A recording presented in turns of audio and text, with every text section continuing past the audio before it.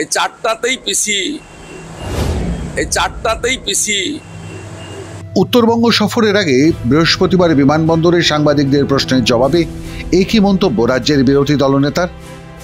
ইঙ্গিত স্পষ্ট, 4 ইস্যুতেই বিদায় হতে পারে রাজ্যের মুখ্যমন্ত্রী মমতা বন্দ্যোপাধ্যায়ের সরকারের। কিন্তু কোন 4 ইস্যুর কথা বলছেন শুভেন্দু অধিকারী?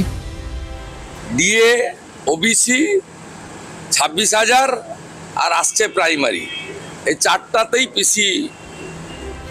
কিন্তু কেন এই কথা বলছেন শুভেন্দু? কারণ দফায় দফায় রাজ্যের মুখ্যমন্ত্রীর মুখ পড়ছে আদালতে। গত বুধবার সুপ্রিম কোর্টে র্যাঙ্ক জাম নিয়ে যে আবেদনকারীরা গেছিলেন কিছুটা রিল্যাক্সেশন চাইতে, যাদের হয়ে সওয়াল করেছেন দেশের সেরা আইনজীবীদের একজন, মীনাক্ষী আরোরার নেতৃত্বে 3 আইনজীবীর প্যানেল এবং রেসপন্ডেন্টদের পক্ষে জয়দীপ গুপ্তার নেতৃত্বে 5 আইনজীবীর প্যানেল, না, তারাও বাঁচাতে পারেনি ওই আবেদন। বিচারপতি সঞ্জয় কুমারের ডিভিশন বেঞ্চ শুরুতেই খারিজ করে দিয়েছেন সেই আবেদন।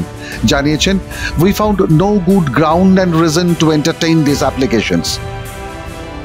একথা জানিয়ে শুভেন্দু বলেন, টেন্টেড এবং নন টেন্টেডের তালিকা রাজ্য সরকার আদালতে জমা দিলেই 26,000-এর বেশিরভাগের চাকরি বাঁচে। সমাধান রয়েছে মুখ্যমন্ত্রী মমতা বন্দ্যোপাধ্যায়ের হাতেই। সমাধান মমতা ব্যানার্জির হাতে। আপনি কালকেও সুপ্রিম কোর্টে যারা গেছিল র্যাঙ্ক জ্যাম্প নিয়ে, তার অর্ডার দেখেছেন। শুক্রবারও আরেকটা কেস আছে। স্ট্যান্ড তো খুব ক্লিয়ার, যোগ্য অযোগ্য বাছাই করে তালিকা দিয়েই রিভিউতে গেলে কিছু হবে, জেনারেল রিভিউতে কিছু হবে না। প্রত্যেকবারই নানাভাবে সুপ্রিম কোর্ট বলছে যে অযোগ্য মানে অযোগ্য। পুরো বিষয়টা মমতা ব্যানার্জির হাতে।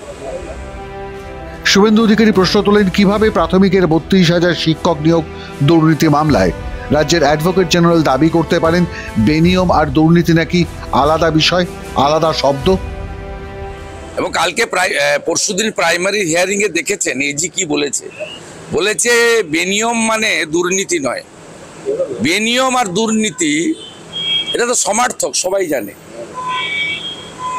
সরকারের এজি বলছে দাঁড়িয়ে, আপনারা তো সবচেয়ে বড় ইস্যু ধরছেন না। 7ই মে উচ্চ মাধ্যমিকের রেজাল্ট বেরিয়েছে, ভর্তি প্রক্রিয়া বন্ধ হয়ে আছে ওবিসির জন্য।